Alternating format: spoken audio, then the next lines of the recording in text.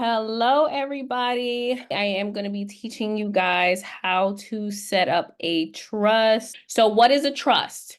A trust is an entity, you guys. So you are an entity. I'm an entity. We are living, breathing entities. And a trust is seen just like us. It's seen like a natural person. So anything that you can do, a trust can also do. Okay. So if you could buy a house, a trust could buy a house. If you could build credit, a trust could build credit. If you could write a book, a trust could write a book, okay? So a trust is a contract, you guys. It's an agreement between two parties. Those parties are the grantor and the trustee of the trust, which we'll go through in just a minute, okay? And so with that being said, there's several different parts to this contract.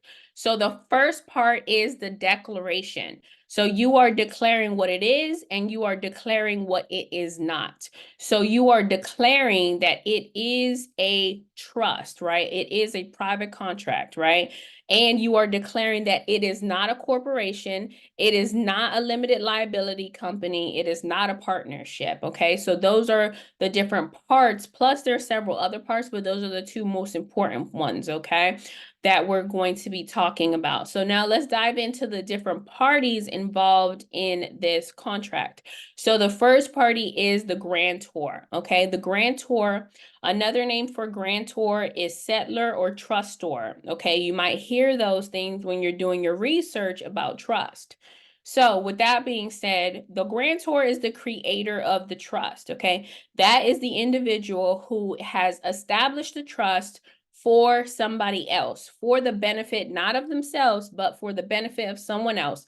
That person is the beneficiary, okay? So that person is the one who's going to be benefiting from the trust. So the grantor, one, creates the trust. Two, usually they put the first asset into the trust or they fund the trust fund, okay? The next party involved is the trustee. So the trustee is the individual who is going to be operating the trust on a day-to-day basis, okay? So that is the individual who is actually managing all the assets, has all the power and all the control when we're talking about the trust, okay? So if you are going to pick one of those two positions, you want to pick the trustee position because you want to be able to control your assets. The next party involved is the beneficiary. So that is the person who is going to be receiving the assets once the trust is terminated, but that's the person who is going to actually be benefiting from the assets that's inside of the trust, okay? So those are the three parties involved. There's several different types of trust. There's hundreds of types of trust, okay? I'm going to quickly tell you some different types, but just know that there's hundreds of trusts out there. So you have to choose the best trust for you, your family, your business organization, okay? So the first type of trust is express versus implied, which means that an express trust is a trust that is written, okay? It is in black and white. It's on contract. It's on paper, right? It is in a contract style, and it's where you can actually sign it. Versus an implied trust is an oral trust. So that trust is actually verbal between the two parties, and that's pretty much not going to hold up in court, but you can have verbal or oral agreements, okay? So that's the first category. The second category is statutory versus non-statutory. So with a statutory trust, that is when you have an entity that has the state statutes and codes inside of the contract, okay? So whatever state that you actually set up this trust in, that state, for example, let's just say New York, right? New York has state statutes and codes, right? So those state statutes and codes are going to be embedded inside of the contract, which means that state can now regulate that entity. That's one. Two, usually that entity is registered with the state, which is not what you want. And then you're going to be restricted to only operate that trust in that state where you set it up because of the state statutes and codes that are inside of the contract. With a statutory entity, usually attorneys, they draw up these types of trusts for you, okay? So on the contrary, you have a non-statutory. With non-statutory, it means that it operates under the jurisdiction of common law.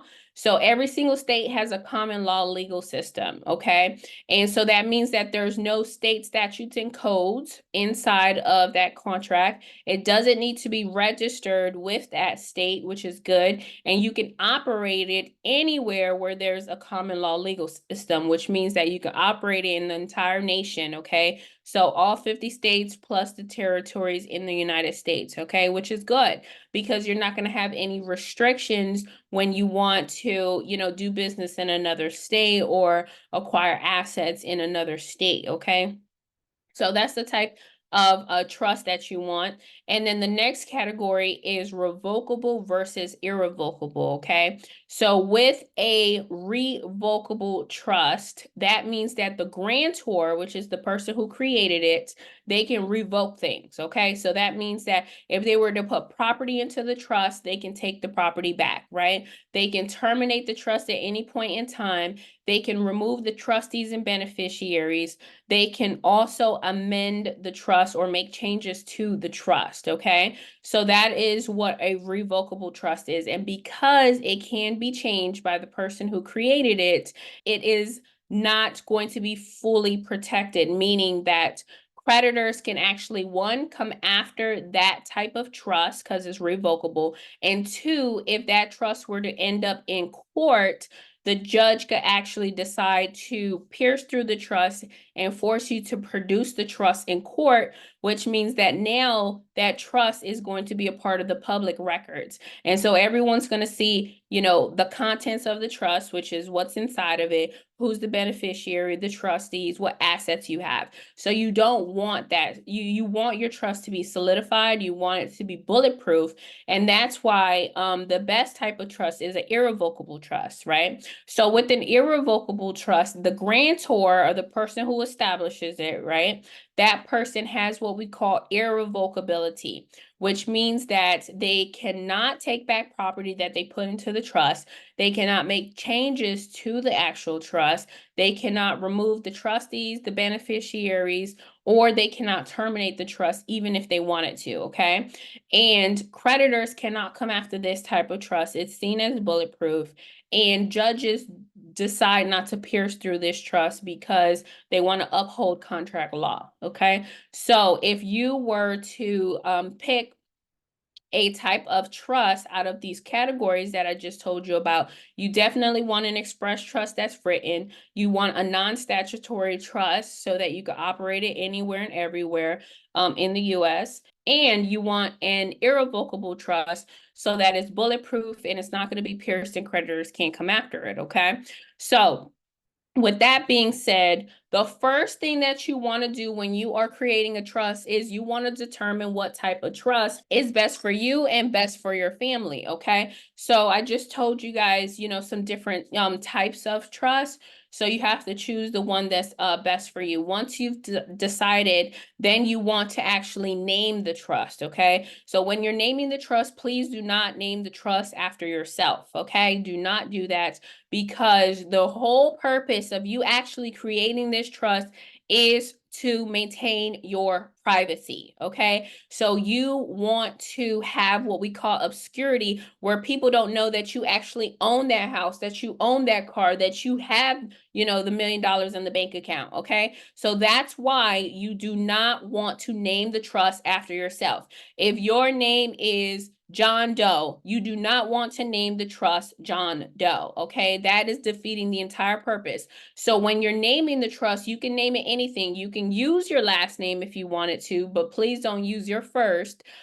You can also use abbreviations. You can use random names like, Sunflower Garden Trust, right? You can use anything like that, okay? So when you're naming your family trust, you might want to use the term family, generation, legacy, dynasty, things like that. When you are naming a business trust, you want to use things like company, corp, You can use the abbreviations LLC because those are abbreviations. All right. You could also use the term holding, right? If you're using it as a holding company. Okay. So just think about a name. But one thing for sure is that you do not have to have the word trust in the name of your trust, okay? It doesn't have to end in trust like LLCs and all those other entities, okay? So when you are naming your trust, that's what you want to do. Next, you're going to appoint the different parties, okay? Remember we said there's a grantor, there's a trustee, there's a beneficiary. You have to appoint these people. So first and foremost, the best type of trust, the bulletproof trust, is the irrevocable trust, okay? But the grantor has irrevocability, right? And you can't serve as both parties. So if you decide, hey, I want the best type of trust, which is the irrevocable trust, but I don't want to be the grantor because they can't control the assets. I want to be the trustee. So that means that you are going to appoint someone to be your grantor on paper. That person could be a family member, okay? So it could be your sibling, your parent, your grandparent, your neighbor, your best friend, whoever is able to actually notarize the trust with you. You're going to put them there. The beautiful thing about you choosing an irrevocable trust is that the grantor has no control, no power, no influence, and no beneficial interest, okay? So you don't have to worry about the fact that you're choosing your best friend to be your grantor because they have no power and no control legally. Look it up. Okay, so now you're going to appoint yourself to be the trustee because you want all the power, all the control. You're going to make all the decisions. You're going to be the one operating it, okay? And you can make all the changes. So for example, if you was to put your house in the trust, because you're the trustee, you can take out your house from the irrevocable trust at any point in time, okay? So I don't want there to be any confusion with this point. So you're going to appoint yourself as a trustee, you're going to appoint someone else to be the creator on paper, and then you're going to appoint your children to be your beneficiaries, or it could be another entity as well. So any of these three parties can be either a natural person, which is you or your children, or they can be an entity, okay? So a corporation, an LLC, or another trust. Next, we're going to create the trust. Like I said, we're creating a contract, okay? So that's what we're going to do. We're going to create this contract. So next, after that, you have to notarize the contract in order to make it legal. That is how you're able to start operating your trust, is by one, you've created your trust, your contract, okay? And then you notarized it. So the grantor and the trustee, they both have to sign in front of a notary. That's what makes it legal. Once it's legal, you can start operating it. The first thing that you want to do is you want to open up a bank account, okay? So you're going to go down to the bank. You're going to tell them that you want to open up an account for an irrevocable trust or a trust. And then you're going to have to produce two things. One is the EIN number, just like how your LLC and corporation have an EIN, so will your trust for banking purposes. And then the next thing that you want is your certificate of trust. Your certificate of trust is very similar to your operating agreement, where it actually is the proof of identity that shows that this entity exists. Because one thing about a trust, unlike an LLC, is that you can't go down to the Secretary of State's website to look it up to make sure that it is actually a legal entity. So they have to go based off of that certificate. Once you opened up your bank account, like I said, you can start operating it. So the most important thing that you're going to do after you open up your bank account is transfer assets into the trust, because the whole reason why you set up your trust was so that you could actually protect your assets, okay? And so you need to actually put your assets into the trust for them to be protected. The way that you do that, for example, is, let's just say that you have a house, right? That house is in your personal name. And I don't know if you know this, but it's on the public records, right? So if somebody was to go down to the county website and they were to put your name, John Doe, every single house that you own in that county is going to show up, okay? And so that is how easy it is for someone who wants to sue you, or a lawyer who's doing their research, is able to see what your net worth is or what assets that you own or possess. Okay, so you want to protect yourself. And with that property, like I said, it's in your personal name. So what you're going to do is that deed that's in your personal name, you're going to quit claim it and you're going to deed it over to the name of the trust. So now it's going to represent on the county's website that the house is owned by the trust and not by you, okay? Which is how you transfer your asset into the trust and how you protect that asset, okay? So let's keep moving on. So what I'm telling you now is that asset protection is the number one reason why you want to set up your trust, okay, guys? We're talking about, for example, we're talking about this house, right? And so this house is in your personal name, right?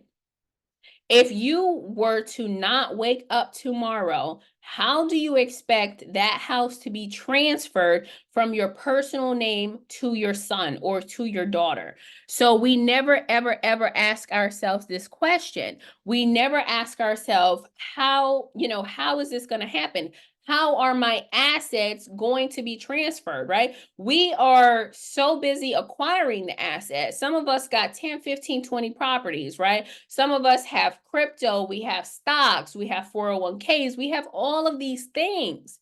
But we never ask ourselves, how is that house going to be transferred to my child if I don't wake up tomorrow? Well, unfortunately, if you don't have a trust, let's just say you have a will, or let's just say that you don't, right? Then that means that it's going to take a judge in order for that house to be transferred from your personal name into your child's name. And that's called probate. And we're going to go through that in just a moment. So, asset protection is the number one reason why you want to set up a trust. Okay, you don't want these creditors coming after the asset that you work so hard for. Okay, I see it. And so that's one. And then two is privacy, right? You don't want anybody to walk around and know, hey, John got 5 properties. You don't want that to happen. And so privacy and asset protection should be your goals. So what can you protect yourself against? Well, you can protect yourself against bankruptcy and foreclosure, right? Because if that house is in an irrevocable trust, they can't come after it, okay? You can also protect yourself from divorce, right? People change. And so that person that once loved you may fall out of love with you and take half of your stuff. But if your stuff is inside of a trust, right? Meaning the house, the car, the money, the 401k, all that stuff, right? If it's inside of a trust, guess what? That trust is separate from you. So if your spouse is suing you, right? Because a lot of people don't know that divorce is a lawsuit, right? Between two spouses.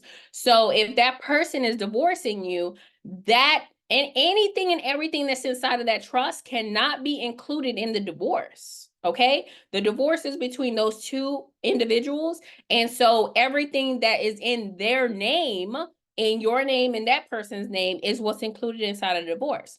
Okay, next, heavy taxation, right? So your trust can actually protect you from being taxed a lot, right? A lot of us are giving away 50% of our taxes or more. So you got to learn how to utilize a trust so that you can actually reduce your taxes, right? There's a special trust that we use within our structure. It's a tax exempt trust. You automatically exempt from federal taxes. So why not? Right? I'll get to that in just a moment. Then the next one is lawsuits, right? Do not wait to get sued to protect your assets, okay? So for example, let's just say that you own a business, right? And that business is an LLC. LLC stands for limited liability company, right? Limited liability. So that means that the company doesn't have full liability.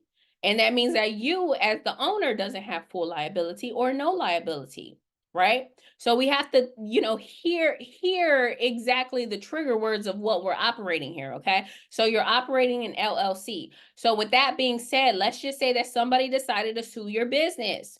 What is going to happen? Well, if somebody is suing your business, one, they can go after the business and the business assets, okay? Let's just say that you lost the judgment. And so now there's a judgment for your business and the business can't pay. then guess what? The judge is going to come after the owner, right? So that's where that limited liability comes into play, right? Because the judge can decide to pierce through that veil, right, of protection and go after the owner of the LLC, which is you. And if they go after the owner of the LLC, which is you, that means that all of your personal assets are up for grabs, which means that your house could be seized, your bank accounts could be garnished. Do you want that to happen? No. So do not wait to get sued in order to protect yourself, okay? We see it all the time. We see it all the time. Everyone, all of these stars, they're getting sued, right? So you don't want that to happen. Let me give you an example. So let's just say that your LLC wasn't owned by you and you decided to protect that asset, right? Your LLC is an asset now. So you decided to protect that asset. And so now your LLC is owned by a trust. So once that customer decided to sue your business and go after it, well, guess what happens? If the judge decides to pierce through that veil, they're going to go after the trust, not after you. And if I'm the trustee of the trust, they still can't come after me because I have no liability for anything dealing with the trust. So that business trust is your first layer of protection dealing with that LLC. You want your company to be owned by a trust, not by you, okay? That is how you're going to be fully protected. So the last one that I want to tell you guys about when we're talking about asset protection is probate. Probate. Probate is absolutely inevitable, you guys. We're all going to go through probate. Unfortunately, some of us have already gone through that process and you know who you are. And you don't want that to happen, right? So it's inevitable unless you have a trust. So the only way for you to avoid probate legally and lawfully is by having a trust estate. So that means that you actually have to create your own estate, okay? So let's talk about the probate process. What exactly is it? Because a lot of people, they heard the term, they don't know what it is. So this is what it is, right? So we've been talking about this one house that you own and how if you was not to wake up tomorrow, then how is that house going to be transferred to your children's name? Well, let's just say that you decided to set up a will, right? And you thought that the will was good enough, right? So unfortunately, a will end up in probate. Okay, so a will is a wish list, you guys. Okay, it's a notarized paper where you say, I wish for my son to have my house.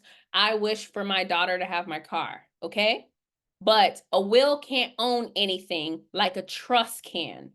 A trust is an actual entity that can own something, okay? So that's the difference between the two, which is what you need to know, okay? Because a lot of us are out here setting up wills, not even knowing that it's going to end up in probate anyways, and you're just wasting your time, okay? So with that being said, let's just say you decided to set up a will. With this will, you have like all of your assets, right? Didn't wake up tomorrow, you have a house, you have a car, you got a bank account with, $500,000 in it, right?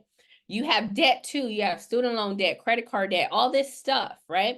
So if you didn't wake up tomorrow, right, and you have all these assets in your personal name, then your entire estate, right, or all of your assets is going to end up in probate.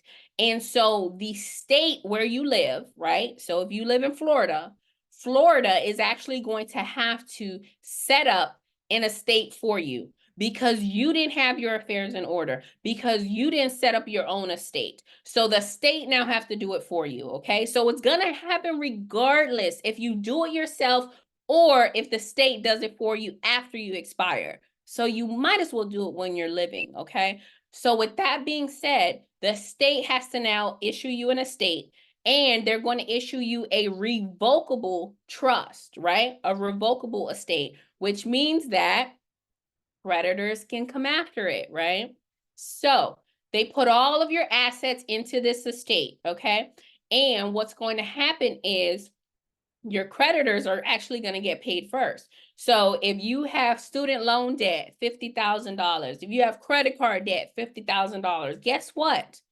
The judge, right? So now you have to go through probate court, right? So all of your assets are put into this estate that was created by the state, and now it has to be represented in probate court. So now there's a judge who's going to make the final decision, and there's a probate attorney who is actually representing your estate, okay?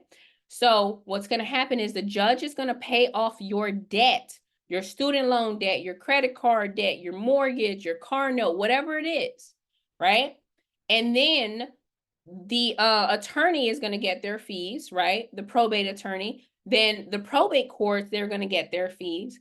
And whatever is left over is what your children get, what your heirs get, okay? So unfortunately, you're doing your family a disservice because you are actually allowing for the future of your estate, right? The decision of a judge that doesn't even know you. That judge doesn't know you. That judge doesn't know your kids, your family, how hard you work for that house, that car, you know, that money in the bank.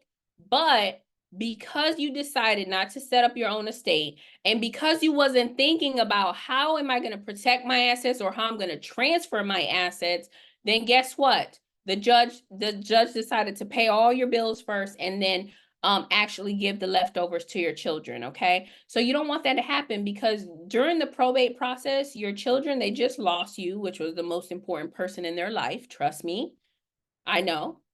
And they're grieving. So now you're dragging them through the court system while they're grieving, okay? So this could all be avoided. This whole probate process could be avoided if you set up your own trust and put your assets into the trust, okay? So if you decided not to wake up tomorrow, but your house is in the trust, your car is in the trust, your bank account is owned by the trust, and all of your money is inside of that trust-owned bank account, there's nothing that your children have to do. They can now grieve properly. There's no fighting involved, right? The whole probate process could take 6 months, 12 months, a year, 2 years. I've seen it 10 years, okay? So they don't have to go through that. Your debt dies with you. So that student loan debt, that credit card debt, it dies with you. It can't come after your trust estate, which is exactly what you want. Let me know if you have any questions so you can actually email us. So thank you guys for being here tonight. Have a good night.